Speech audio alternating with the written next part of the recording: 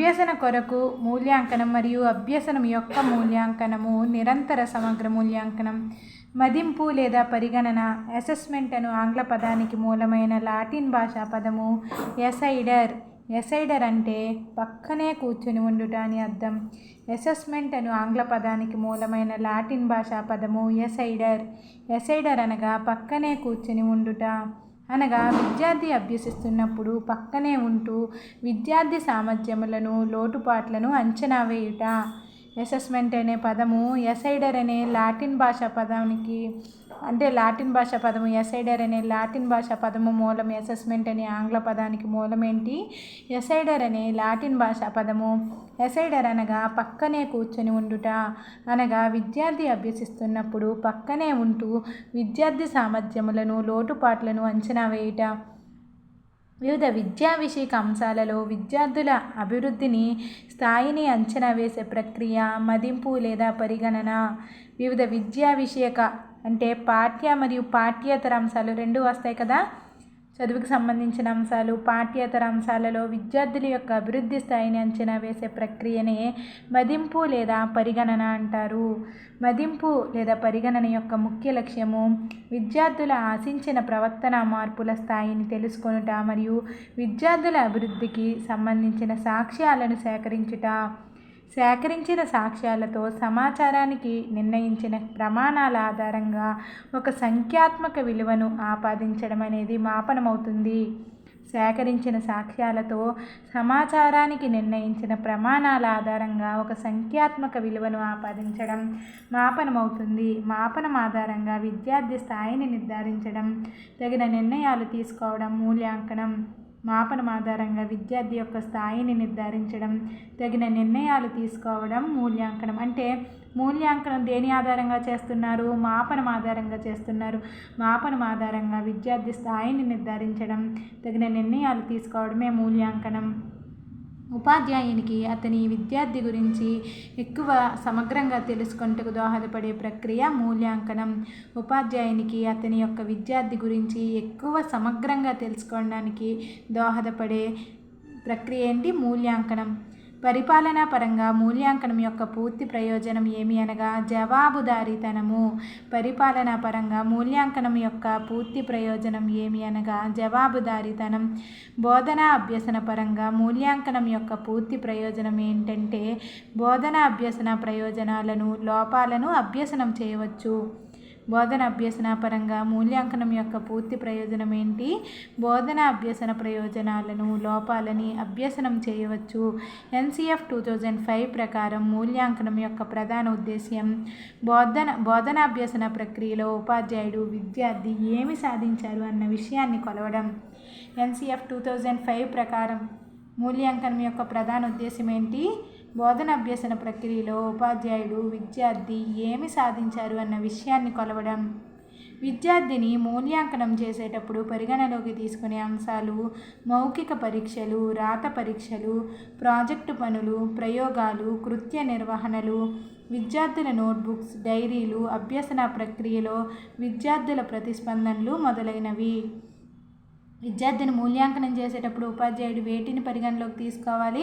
మౌఖిక పరీక్షలు నిర్వహించవచ్చు, రాత పరీక్షలు నిర్వహించవచ్చు, ప్రాజెక్టు పనులు నిర్వహించవచ్చు, ప్రయోగాలు నిర్వహించవచ్చు, కృత్యాలు నిర్వహించవచ్చు, విద్యార్థుల నోట్బుక్స్, డైరీలు, అభ్యసన ప్రక్రియలో విద్యార్థుల ప్రతిస్పందనలు మొదలైనవి తీసుకోవాలన్నమాట. అభ్యసన ప్రక్రియలో విద్యార్థుల యొక్క ప్రతిస్పందనలు మొదలైనవి. మూల్యాంకనం యొక్క ప్రధాన ఉద్దేశ్యం విద్యా లక్ష్యాల సాధనంగా ఉండాలి తప్ప మార్కులు, ర్యాంకులు సాధించటం కాదు అని జాతీయ విద్యా ప్రణాళిక చట్టం NCF 2005 చెప్పడం జరిగింది. మూల్యాంకనం యొక్క ప్రధాన ఉద్దేశం విద్యా లక్ష్యాల సాధనంగా ఉండాలి.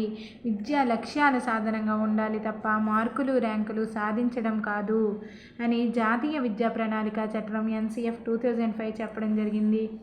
మూల్యాంకనం అనేది 2 స్థితులలో జరుగుతుంది. అభ్యసనం కొరకు మూల్యాంకనం, అసెస్మెంట్ ఫర్ లెర్నింగ్. అభ్యసనం యొక్క మూల్యాంకనం, అసెస్మెంట్ ఆఫ్ లెర్నింగ్. బోధన ప్రారంభించడానికి ముందు లోప నిర్ధారణ మూల్యాంకనం చేస్తారు. బోధన ప్రారంభించడానికి ముందు చేసే మూల్యాంకనం ఏంటి? లోప నిర్ధారణ మూల్యాంకనం. బోధన జరుగుతూ ఉన్నప్పుడు చేసే మూల్యాంకనం నిర్మాణాత్మక మూల్యాంకనం. బోధన ప్రారంభించడానికి ముందు చేసే మూల్యాంకనం ఏంటి? లోప నిర్ధారణ మూల్యాంకనం. బోధన జరుగుతూ ఉన్నప్పుడు నిర్మాణాత్మక మూల్యాంకనం. జరిపే మూల్యాంకనం లేదా అభ్యాసకులు అభ్యసన సన్నివేశాలలో పాల్గొనక ముందు మరియు అభ్యసన సన్నివేశాలలో పాల్గొని నేర్చుకుంటూ ఉన్నప్పుడు మూల్యాంకనం చేయటనే అభ్యసన కొరకు మూల్యాంకనం అంటారు. లోప నిర్ధారణ మూల్యాంకనం, నిర్మాణాత్మక మూల్యాంకనం. దీనిలో భాగాలు. అభ్యసన కొరకు మూల్యాంకనంలో భాగాలేంటి? లోప నిర్ధారణ మూల్యాంకనము, నిర్మాణాత్మక మూల్యాంకనం. అభ్యసన సన్నివేశంలో అభ్యాసకులు పాల్గొనే ముందు విద్యార్థుల సామర్థ్యాలను, బలహీనతలను చర్చించడానికి ఉపాధ్యాయుడు ముందే చేసే మూల్యాంకనం లోప నిర్ధారణ మూల్యాంకనం. బేస్ లైన్ టెస్ట్ అంటారు. ఎగ్జాంపుల్ ఏంటి? Base line test. అభ్యసన సన్నివేశంలో అభ్యాసకులు పాల్గొనే ముందు విద్యార్థుల యొక్క సామర్థ్యాలను, బలహీనతలను గుర్తించడానికి ఉపాధ్యాయుడు ముందు చేసే మూల్యాంకనమే లోప నిర్ధారణ మూల్యాంకనం. ఈ లోప నిర్ధారణ మూల్యాంకనానికి ఉదాహరణ ఏంటి? Base line test. ఒక ఉపాధ్యాయుడు ఒక కొత్త కృత్యమును నేర్పే ముందు ఆ కృత్యమునకు సంబంధించిన విద్యార్థుల బలాలు, బలహీనతలు తెలుసుకోవాలనుకుని మూల్యాంకనం చేశాడు. అది ఏ రకమైన మూల్యాంకనంగా చెప్పుకోవచ్చు? లోప నిర్ధారణ మూల్యాంకనం. అభ్యసన జరుగుతున్న సందర్భాలన్నింటిలో పిల్లలు పాల్గొని నేర్చుకుంటూ ఉన్నప్పుడు వారి ప్రతిస్పందనలను పరిశీలిస్తూ మూల్యాంకనం చేయడం నిర్మాణాత్మక మూల్యాంకనం. లోపన మూల్యాంకనం లేదా రూపణ మూల్యాంకనం. మౌఖిక ప్రశ్నలు, స్లిప్ టెస్టులు, అసైన్మెంట్లు అనేవి ఈ మూల్యాంకనంలో భాగంగా జరుపుతారు. నిర్మాణాత్మక మూల్యాంకనంలో భాగంగా జరుపుతారు. ఉపాధ్యాయుడు ఒక కొత్త కృత్యమును నేర్పుతూ ఆ కృత్యము నేర్చుకుంటూ ఉన్న విద్యార్థులని కృత్యము నేర్చుకునేటప్పుడు మూల్యాంకనం చేస్తూ ఉన్నాడు. అది ఏ రకమైన మూల్యాంకనం? నిర్మాణాత్మక మూల్యాంకనం. నిర్మాణాత్మక మూల్యాంకనం పిల్లలు నేర్చుకోవడాన్ని నేర్పడంపై దృష్టిని పెడుతుంది. నిర్మాణాత్మక మూల్యాంకనం పిల్లలు నేర్చుకోవడాన్ని నేర్పడం, లెర్నింగ్ హౌ టు లెర్న్ పై దృష్టి పెడుతుంది. నేర్చుకోవడాన్ని నేర్పడంపై దృష్టి పెడుతుంది నిర్మాణాత్మక మూల్యాంకనం. నెక్స్ట్ అభ్యసనం యొక్క మూల్యాంకనము. అభ్యసన కృత్యము పూర్తి అయిన తర్వాత పిల్లలు ఆయా విషయాలను ఎంతవరకు నేర్చుకున్నారో తెలిపేదే అభ్యసన యొక్క మూల్యాంకనం. అభ్యసన కృత్యం పూర్తి అయిన తర్వాత పిల్లలు ఆయా విషయాలను ఎంతవరకు నేర్చుకున్నారో తెలిపేదే అభ్యసనం యొక్క మూల్యాంకనం. అభ్యసన కృత్యం పూర్తి అయిన తర్వాత పిల్లలు ఆయా విషయాలను ఎంతవరకు నేర్చుకున్నారో తెలిపే మూల్యాంకనాన్ని ఏమంటాం? అభ్యసన యొక్క మూల్యాంకనం అంటాం. అభ్యసన యొక్క మూల్యాంకనం అనగా ఏదైనా ఒక కృత్యాన్ని పూర్తి చేసిన తర్వాత ఒక నైపుణ్యాన్ని నేర్చుకున్న కొద్ది కాలము తర్వాత జరిపే మూల్యాంకనం. ఇది బోధన అనంతరం చేపట్టే మూల్యాంకనమే అభ్యసన యొక్క మూల్యాంకనం. సంగ్రహణాత్మక మూల్యాంకనం దీనిలో భాగము. పిల్లవాని పరంగా మూల్యాంకనం యొక్క పూర్తి ప్రయోజనం ఏమిటంటే పిల్లవాని ప్రవర్తన మార్పులు ఆశించిన మేరకు జరిగింది లేనివి మదింపు చేయవచ్చు. అభ్యసన యొక్క మూల్యాంకనంలోకి ఏమొస్తుంది? సంగ్రహణాత్మక మూల్యాంకనం వస్తుంది. పిల్లలు పొందిన జ్ఞానము కొంతకాలం తర్వాత పరీక్షించడమే అభ్యసనం యొక్క మూల్యాంకనం. సంగ్రహణాత్మక మూల్యాంకనం లేదా సంకలన మూల్యాంకనాలు దీనిలో భాగము. సంగ్రహణాత్మక మూల్యాంకనం లేదా సంకలన మూల్యాంకనాలు అనేవి అభ్యసనం యొక్క మూల్యాంకనంలో భాగము. సంగ్రహణాత్మక మూల్యాంకనం లేదా సంకలన మూల్యాంకనం అభ్యసనం యొక్క మూల్యాంకనంలో భాగము. త్రైమాసిక, అర్ధవార్షిక, వార్షిక పరీక్షలు అనేవి ఈ మూల్యాంకనంలో భాగంగా జరుపుతారు. సంగ్రహణాత్మక మూల్యాంకనంలో భాగంగా జరుపుతారు. ఒక ఉపాధ్యాయుడు 1, 2, 3వ నెలలలో 4 పాఠములను పూర్తి చేసి దానిలో విద్యార్థుల జ్ఞానమును ఒకేసారి ఒక్క పరీక్ష ద్వారా తెలుసుకున్నాడు. ఇందులో ఉపాధ్యాయుడు చేపట్టిన మూల్యాంకనం ఏ రకమైనది? సంగ్రహణాత్మక మూల్యాంకనం. నిర్మాణాత్మక మూల్యాంకనం అవిరళ దృక్పథమును కలిగి ఉంటే సంగ్రహణాత్మక మూల్యాంకనం ఆవర్తిత దృక్పథమును కలిగి ఉంటుంది. నిర్మాణాత్మక మూల్యాంకనం అవిరళ దృక్పథము కంటిన్యూస్ను కలిగి ఉంటే సంగ్రహణాత్మక మూల్యాంకనం ఆవర్తిత దృక్పథం పీరియాడికల్ను కలిగి ఉంటుంది. నిర్మాణాత్మక మూల్యాంకనం యొక్క ముఖ్య లక్ష్యం బోధనా అభ్యసన సన్నివేశాలు జరుగుతూ ఉన్నప్పుడు విద్యార్థి యొక్క ప్రతిస్పందనలను అన్ని విధాలుగా వీరికి తెలియకుండా మదింపు చేస్తూ వారికి సరి అయిన సలహాలు, సూచనలు ఇచ్చి ప్రోత్సహించి అభ్యసనాన్ని మెరుగుపరచడం. సంగ్రహణాత్మక మూల్యాంకనం యొక్క ముఖ్య లక్ష్యం నిర్దేశించిన పాఠ్యాంశాలలో కొంతకాలం తరువాత విద్యార్థి ఆశించిన ప్రమాణాలను చేరుకున్నాడా లేదా అని పరీక్షించడం, మార్కులు గ్రేడులు ఇవ్వడం మరియు ఉత్తీర్ణుడు అనుత్తీర్ణుడు అని ప్రకటించడం. వంట వండుతూ ఉన్నప్పుడు మధ్యలో ఉప్పు కారం యొక్క రుచులను చూసుకుంటూ వండడం లాంటిది నిర్మాణాత్మక మూల్యాంకనం కాగా, వంట వండడం పూర్తి అయిన తర్వాత ఉప్పు కారం రుచి చూడడం సంగ్రహణాత్మక మూల్యాంకనం. అభ్యసన కొరకు మూల్యాంకనం మరియు అభ్యసన యొక్క మూల్యాంకనముల మధ్య భేదాలు. నిర్మాణాత్మక మూల్యాంకనం ఫార్మేటివ్ అసెస్మెంట్. నిర్మాణాత్మక మూల్యాంకనం ఏంటి? అభ్యసన కొరకు మూల్యాంకనం. నిర్మాణాత్మక మూల్యాంకనం ఏంటి? అభ్యసన కొరకు మూల్యాంకనం. సంగ్రహణాత్మక మూల్యాంకనం అభ్యసనం యొక్క మూల్యాంకనం. బోధన అభ్యసన జరుగుతూ ఉన్నప్పుడు పిల్లలు ఎలా నేర్చుకుంటున్నారో పరిశీలించడమే నిర్మాణాత్మక మూల్యాంకనం. బోధన అభ్యసన పూర్తి అయిన తరువాత విడిగా పిల్లలు నేర్చుకున్న దానిని పరిశీలించడం సంగ్రహణాత్మక మూల్యాంకనం. నిర్మాణాత్మక మూల్యాంకనం అభ్యసనాన్ని మెరుగుపరుస్తుంది. సంగ్రహణాత్మక మూల్యాంకనం అభ్యసనానికి తీర్పునిస్తుంది. నిర్మాణాత్మక మూల్యాంకనం అభ్యసనం ఎలా జరుగుతుంది అనే విధానంపై దృష్టి పెడుతుంది. సంగ్రహణాత్మక మూల్యాంకనం అభ్యసన ఫలితంగా ఏమి నేర్చుకున్నారనే దానిపై దృష్టి పెడుతుంది. నిర్మాణాత్మక మూల్యాంకనం అభ్యసన ప్రక్రియ. సంగ్రహణాత్మక మూల్యాంకనం అనేది అభ్యసన యొక్క ఫలితం. నిర్మాణాత్మక మూల్యాంకనం అభివృద్ధి పరచవలసిన అంశాలని గుర్తించడానికి పనికి వస్తుంది. ఫలితాల ఆధారంగా అభినందించడానికి ఉత్తీర్ణులైన వారు అనుత్తీర్ణులైన వారు అని తీర్పు చెప్పడానికి ఉపయోగపడుతుంది సంగ్రహణాత్మక మూల్యాంకనం. నిర్మాణాత్మక మూల్యాంకనం సూక్ష్మ స్థాయి పరిశీలన. సంగ్రహణాత్మక మూల్యాంకనం స్థూల స్థాయి పరిశీలన. పరీక్షలు అనేవి ప్రత్యేకంగా కాకుండా అభ్యసన ప్రక్రియలో ఒక భాగంగా సృజనాత్మకంగా నిరంతరంగా విద్యార్థికి తెలియకుండానే జరుగుతాయి. పరీక్షలు అనేవి ప్రత్యేకంగా అంటే నిర్మాణాత్మక మూల్యాంకనంలో పరీక్షలు అనేవి ప్రత్యేకంగా కాకుండా అభ్యసన ప్రక్రియలో ఒక భాగంగా సృజనాత్మకంగా నిరంతరంగా విద్యార్థికి తెలియకుండానే జరుగుతాయి. ఈ సంగ్రహణాత్మక మూల్యాంకనం అనేది ప్రత్యేకంగా ఉంటూ ఒక నిర్ణీత షెడ్యూల్లో పాటిస్తాయి. నిర్మాణాత్మక మూల్యాంకనంలో విద్యార్థుల అభ్యసన పురోగతి పట్ల తరగతి ఉపాధ్యాయుని నిరంతర పరిపుష్టినిస్తుంది. నిర్ణీత కాలానంతరం అభ్యసన లక్ష్యాలు ఏ మేరకు సాధించబడింది మదింపు చేయబడుతుంది. నిర్మాణాత్మక మూల్యాంకనంలో తరగతి గది, పిల్లల డైరీలు, నోటు పుస్తకాలు, బోధన జరిగేటప్పుడు పిల్లల ప్రతిస్పందనలు మొదలైన సాధనాల ద్వారా మూల్యాంకనం జరుగుతుంది. మౌఖిక ప్రశ్నలు, స్లిప్ టెస్ట్లు, అసైన్మెంట్లు అనేవి నిర్మాణాత్మక మూల్యాంకనానికి ఉదాహరణ. రాత పరీక్షల రూపంలో మాత్రమే మూల్యాంకనం అమలు చేయబడుతుంది. త్రైమాసిక, అర్ధవార్షిక, వార్షిక, యూనిట్ పరీక్షలు. నెక్స్ట్ నిరంతర సమగ్ర మూల్యాంకనం CCE continuous comprehensive evolution. CCE అంటే ఏంటి? Continuous comprehensive evolution. CCE అనగా కంటిన్యూస్ కాంప్రహెన్సివ్ ఎవల్యూషన్, నిరంతర సమగ్ర మూల్యాంకనం.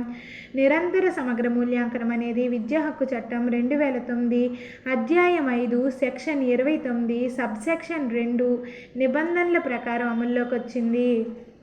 నిరంతర సమగ్ర మూల్యాంకనం అనేది విద్యా హక్కు చట్టం 2009 అధ్యాయం 5 సెక్షన్ 29 సబ్సెక్షన్ 2 నిబంధనల ప్రకారం అమలులోకి వచ్చింది.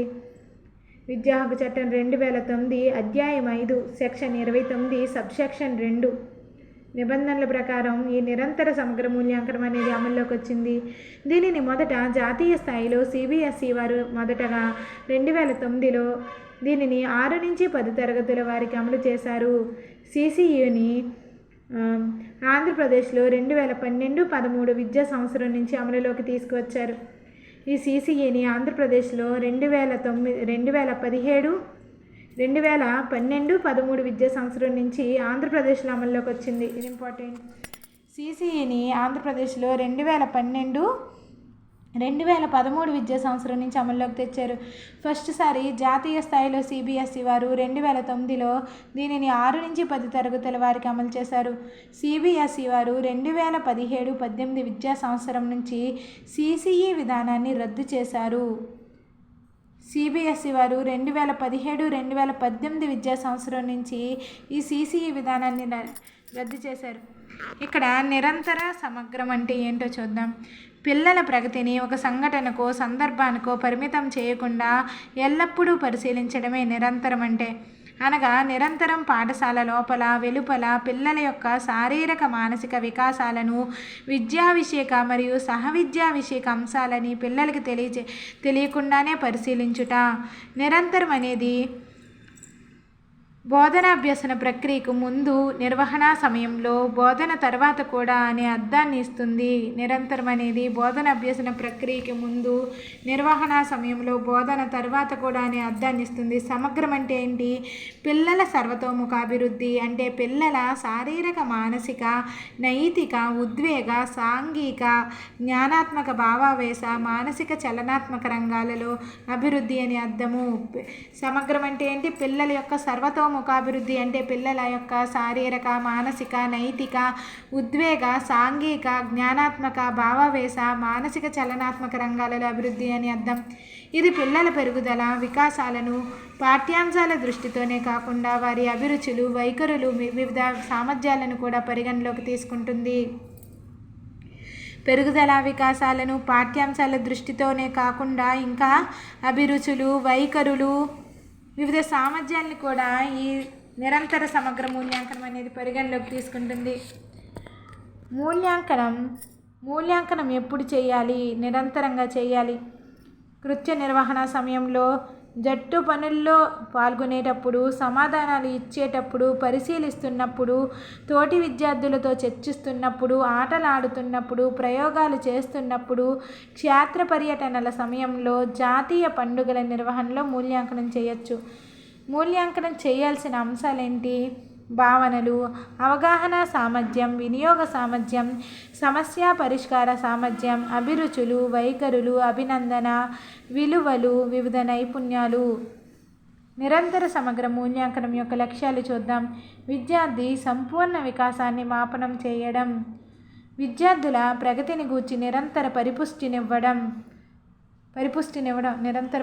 ఇవ్వడం, విద్యార్థులలో స్వేచ్ఛా భావ వ్యక్తీకరణ శక్తిని పెంపొందించడం, పరీక్షల పట్ల వ్యాకులత, అనారోగ్య పోటీతత్వాన్ని అధిగమించడం, పిల్లల జ్ఞానాత్మక, మానసిక, చలనాత్మక, భావావేశ నైపుణ్యాలను పెంపొందించడం మరియు మూల్యాంకనం చేయడం, బట్టి పద్ధతిని నిరుత్సాహపరిచి విశ్లేషణాత్మక ఆలోచనలతో సొంతంగా అనుభవం ద్వారా జ్ఞాన నిర్మాణం చేసుకోవడాన్ని ప్రోత్సహించడం, బట్టి పద్ధతిని నిరుత్సాహపరిచి విశ్లేషణాత్మక ఆలోచనలతో సొంతంగా అనుభవం ద్వారా జ్ఞాన నిర్మాణం చేసుకోవడాన్ని ప్రోత్సహించడం, మూల్యాంకనాన్ని బోధనాభ్యసన ప్రక్రియలో భాగంగా పరిగణించడం, నిరంతర మూల్యాంకనం చేస్తూ బోధనాభ్యసన విధానాలను మెరుగుపరుచుకోవడం, బోధనాభ్యసన ప్రక్రియ విద్యార్థి కేంద్రీకృతంగా సాగేందుకు తోడ్పడడం.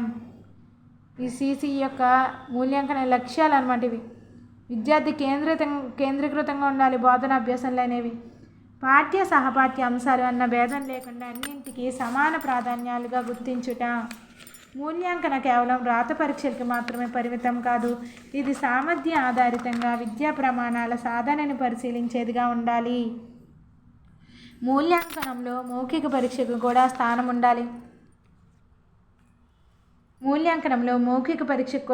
ఉండాలి.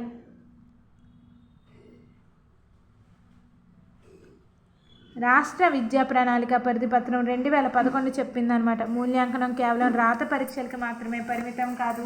ఇది సామర్థ్య ఆధారితంగా విద్యా ప్రమాణాల సాధనని పరిశీలించేదిగా ఉండాలి. మూల్యాంకనంలో మౌఖిక పరీక్షకు కూడా స్థానం ఉండాలి. SCF 2011 ప్రకారం సమగ్ర మూల్యాంకనం అనేది సామర్థ్య ఆధారంగా విద్యా ప్రమాణాల సాధనను పరిశీలించేదిగా ఉండాలి. పిల్లల నైపుణ్యాలను, విశ్లేషణ సామర్థ్యాలని సృజనాత్మకంగా మాపనం చేసేందుకు అనువుగా ఉండాలి. SCF 2011 ప్రకారం సమగ్ర మూల్యాంకనం అనేది సామర్థ్య ఆధారంగా విద్యా ప్రమాణాల సాధనను పరిశీలించేదిగా ఉండాలి. పిల్లల నైపుణ్యాలను, విశ్లేషణ సామర్థ్యాలని, సృజనాత్మకతను మాపనం చేసేందుకు అనువుగా ఉండాలి. అన్ని వికాసాలని సమగ్రంగా మాపనం చేయాలి. నిరంతర సమగ్ర మూల్యాంకనం పరీక్షా విధానంలో సంస్కరణలు. నిరంతర సమగ్ర మూల్యాంకనం అమలులో భాగంగా క్రింది సూచించిన విధంగా పరీక్షా విధానంలో సంస్కరణలు ప్రతిపాదించారు. నిర్మాణాత్మక మూల్యాంకనం ద్వారా పరీక్షలను తరగతి గది బోధనలో భాగంగా మార్చడం, పిల్లలను సరళతరం చేయడం, బట్టి పట్టి గుర్తుపెట్టుకుని పరీక్షలలో రాసే విధానం తొలగించి పిల్లలు సొంతంగా రాయడానికి ప్రాధాన్యతనివ్వడం, మార్కులు ర్యాంకులు పోటీని తగ్గిస్తూ మార్కుల ఆధారంగా గ్రేడింగ్ పద్ధతిని ప్రవేశపెట్టడం. అంటే ఇవి పరీక్షా విధానంలో జరిగిన మార్కులు అన్నమాట. గ్రేడింగ్ పద్ధతిని ప్రవేశపెట్టారు. నిరంతర సమగ్ర మూల్యాంకనంలో భాగంగా సమాచారాన్ని రాకుండా విషయవారీగా నిర్ధారించిన విద్యా ప్రమాణాలు సామర్థ్యాలను మూల్యాంకనం చేయడం, ఉపాధ్యాయుడు తను సొంతంగా రూపొందించుకున్న ప్రశ్నపత్రం ద్వారా మూల్యాంకనం చేయడం, ఇవన్నీ నిరంతర సమగ్ర మూల్యాంకనం పరీక్షా విధానంలోని సంస్కరణలు. ఇంకా ఉన్నాయి. విశ్లేషణాత్మక బహుళ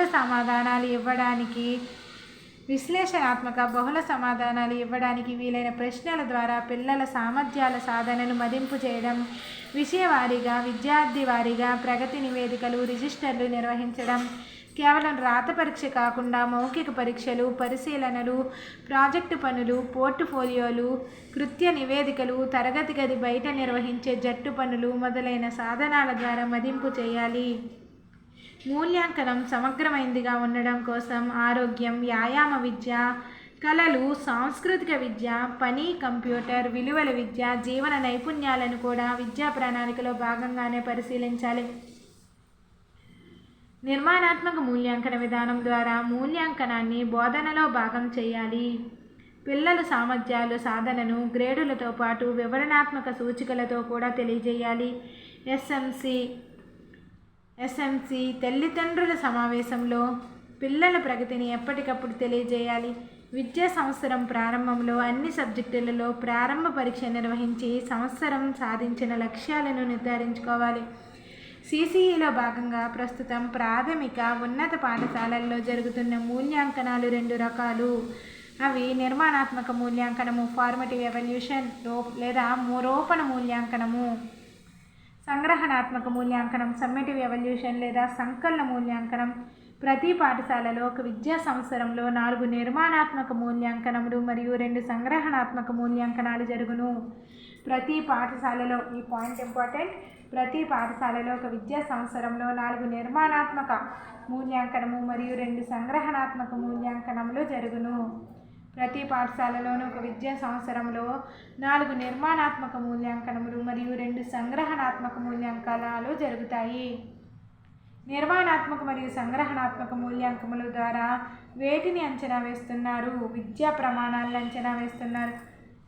నిర్మాణాత్మక మరియు సంగ్రహణాత్మక మూల్యాంకనం ద్వారా వేటిని అంచనా వేస్తున్నారు? విద్యా ప్రమాణాలను అంచనా వేస్తున్నారు. తెలుగు, హిందీ, ఆంగ్లములలో 6 విద్యా ప్రమాణాలు ఉన్నాయి. తెలుగు, హిందీ, ఆంగ్లములలో 6 విద్యా ప్రమాణాలు ఉన్నాయి. గణితంలో 5 విద్యా ప్రమాణాలు, విజ్ఞాన శాస్త్రము, పరిసరాల విజ్ఞానము, సాంఘిక శాస్త్రములలో 6 విద్యా ప్రమాణాలను అంచనా వేస్తారు. ఇవి కాక పాఠ్యేతర కార్యక్రమాలైన కళలు, సాంస్కృతిక విద్య భాషోపాధ్యాయుడి బాధ్యత. కళలు, సాంస్కృతిక విద్య అనేది భాషోపాధ్యాయుడి బాధ్యత. ఆరోగ్యము, వ్యాయామ విద్య అనేది వ్యాయామ ఉపాధ్యాయుడి బాధ్యత. పని, కంప్యూటర్ విద్య గణిత శాస్త్ర ఉపాధ్యాయుడి బాధ్యత. విలువల విద్య, జీవన నైపుణ్యాలు, పరిసరాల విజ్ఞాన శాస్త్ర ఉపాధ్యాయుడి బాధ్యత. ఒక్కదానిలో 4 విద్యా ప్రమాణాలను అంచనా వేస్తారు. పాఠ్యేతర కార్యక్రమాలైన కళలు, సాంస్కృతిక విద్య అనేది ఎవరి బాధ్యత? భాషోపాధ్యాయుడి బాధ్యత. ఇవి ఇంపార్టెంట్. కళలు, సాంస్కృతిక విద్య అనేవి భాషోపాధ్యాయుడి బాధ్యత. ఆరోగ్యము, వ్యాయామ విద్య వ్యాయామ ఉపాధ్యాయుడి బాధ్యత. పని, కంప్యూటర్ విద్య గణిత శాస్త్ర ఉపాధ్యాయుని బాధ్యత. విలువల విద్య, జీవన నైపుణ్యాలు అనేవి పరిసరాల విజ్ఞాన శాస్త్ర ఉపాధ్యాయుడి బాధ్యత. ఒక్కొక్క దానిలో 4 విద్యా ప్రమాణాలను అంచనా వేస్తారు. ఇందులో ప్రాథమిక స్థాయిలో 8 అంశాలు. 4 పాఠ్య, 4 పాఠ్యేతర మరియు ఉన్నత స్థాయిలో 10 అంశాలు. 6 పాఠ్య, 4 పాఠ్యేతర అంశాలని మూల్యాంకనం చేస్తారు. ఆంధ్రప్రదేశ్ ప్రభుత్వం ప్రవేశపెట్టిన ఈ సిసిఈలో ప్రాథమిక స్థాయిలో 8 అంశాలు, ఆ 8 అంశాలలో 4 అంశాలు పాఠ్యాంశాలు, 4 పాఠ్యేతర అంశాలు మరియు ఉన్నత స్థాయిలో 10 అంశాలు, 6 పాఠ్యాంశాలు, 4 పాఠ్యేతర అంశాలను మూల్యాంకనం చేస్తారు. ఆంధ్రప్రదేశ్ ప్రభుత్వం ప్రవేశపెట్టిన CCEలో నిర్మాణాత్మక మూల్యాంకనంలో భాగంగా 4 రకాల సాధనాలను ఉపయోగిస్తారు. అవి పిల్లల భాగస్వామ్యం ప్రతిస్పందనలకి 10 మార్కులు, 20% భార శాతం ఇస్తారు. పిల్లల భాగస్వామ్యం ప్రతిస్పందనలకి 10 మార్కులు, 20% భార శాతము. రాత అంశాలు, నోటు పుస్తకాలు, ఇంటి పని మొదలైనవి 10 మార్కులు. ప్రాజెక్టు పనులు 10 మార్కులు, 20% భార శాతం. ప్రాజెక్టు పనులకి 10 మార్కులు ఇస్తారు. ఆంధ్రప్రదేశ్ ప్రవేశపెట్టిన CCEలో నిర్మాణాత్మక మూల్యాంకనంలో భాగంగా 4 రకాల సాధనాలను ఉపయోగిస్తున్నారన్నమాట. పిల్లల భాగస్వామ్యం ప్రతిస్పందనలు, రాత అంశాలు, ప్రాజెక్టు పనులు, లఘు పరీక్ష అనే 4 అంశాలను ఉపయోగిస్తున్నారు. పిల్లల భాగస్వామ్యం ప్రతిస్పందనలకి 10 మార్కులు, 20% భార శాతం ఇస్తారు. రాత అంశాలు, నోటు పుస్తకాలు, ఇంటి పని మొదలైనవి 10 మార్కులు, 20% భార శాతం ఇస్తారు. ప్రాజెక్టు పనులు 10 మార్కులు, 20% భార శాతం ఇస్తారు. లఘు పరీక్ష స్లిప్ టెస్ట్ అనేది 20 మార్కులు, 40% భార శాతం ఇస్తారు. ప్రతి సంవత్సరం ప్రతి తరగతికి 4 నిర్మాణాత్మక మూల్యాంకనాలు మరియు 2 సంగ్రహణాత్మక మూల్యాంకనాలు. నిర్మాణాత్మక మూల్యాంకనాలు ఏంటి? ఫార్మేటివ్ అసెస్మెంట్, సంగ్రహణాత్మక మూల్యాంకనం, సమ్మేటివ్ అసెస్మెంట్లు 2 జరుగుతాయి. 4 ఏమో నిర్మాణాత్మక మూల్యాంకనాలు, ఫార్మేటివ్ అసెస్మెంట్లు జరుగుతాయి. పిల్లల భాగస్వామ్యము ప్రతిస్పందనల గురించి వద్దాం. పాఠశాలలో కనిపించే వివిధ బోధన అభ్యసన ప్రక్రియలలో పిల్లలు ఎలా పాల్గొంటున్నారు, ఎలా ప్రతిస్పందిస్తున్నారు అనే విషయాలను పరిశీలించడం ద్వారా పిల్లల ప్రగతిని మూల్యాంకనం చేయడం, పిల్లల భాగస్వామ్యము ప్రతిస్పందనలోకి వస్తాయి. బోధన అభ్యసన ప్రక్రియలో నిమగ్నమైన విధానము పరిశీలించడం, జట్టు పనులు, చర్చలు, సంభాషణల్లో పాల్గొంటున్న విధానాలను పరిశీలించడం అనేది పిల్లల భాగస్వామ్యం ప్రతిస్పందనలోకి వస్తాయి. రాత అంశాల్లోకి ఏమొస్తాయి? పిల్లలు తాము నేర్చుకున్న అంశాలపై నోటు పుస్తకాలు, పాఠ్య పుస్తకాలు, సంఘటన రచనలు, పోర్ట్ఫోలియోలలో తమ అభిప్రాయాలను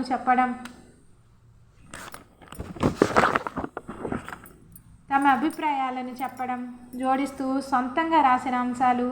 ఇవి పిల్లలు సాధించిన సామర్థ్యాల గురించి అర్థం చేసుకోవడానికి సాధనాలుగా ఉపయోగపడుతున్నాయి. నోటు పుస్తకాలు. పిల్లలు పాఠశాలలోనూ తమ ఇంటి వద్ద ఉన్న నోటు పుస్తకాలలో రాసిన జవాబులు, చేసిన లెక్కలు మొదలైన వాటిని పరిశీలించి విద్యార్థి ప్రగతిని తెలుసుకోవడం. పాఠ్య పుస్తకాలు. పాఠం మధ్యలో, పాఠం చివర ఉండే ప్రశ్నలకు సమాధానాలు రాయడం, కృత్యాలలోని పట్టికలు నింపడం, సమాచార సేకరణ పట్టికలు నింపడం, అవసరమైన నివేదికలు రాయడం.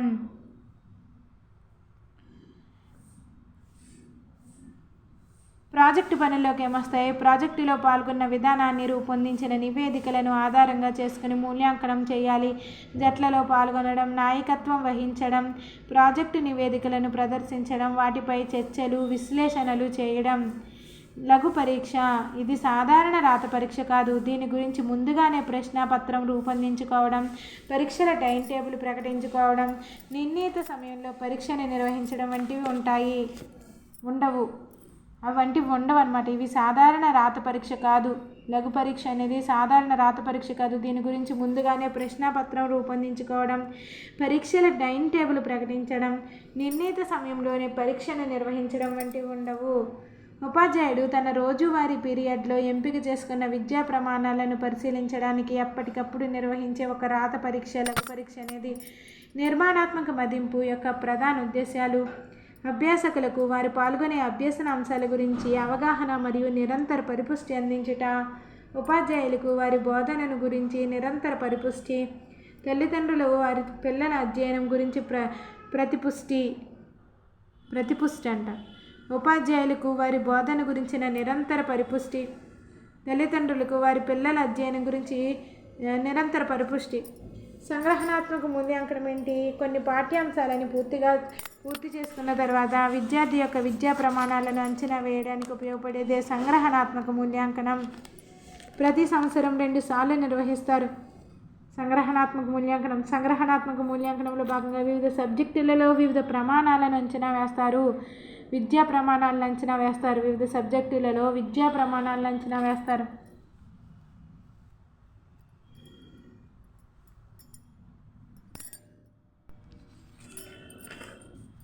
సిసిఈలో సంగ్రహణాత్మక మూల్యాంకనం మరియు నిర్మాణాత్మక మూల్యాంకనం ఇవ్వబడిన మార్కుల భార శాతం 1 నుంచి 5వ తరగతుల వరకు 46 నుంచి 50% వస్తే ఏ గ్రేడ్, ఏ ప్లస్ అనమాట.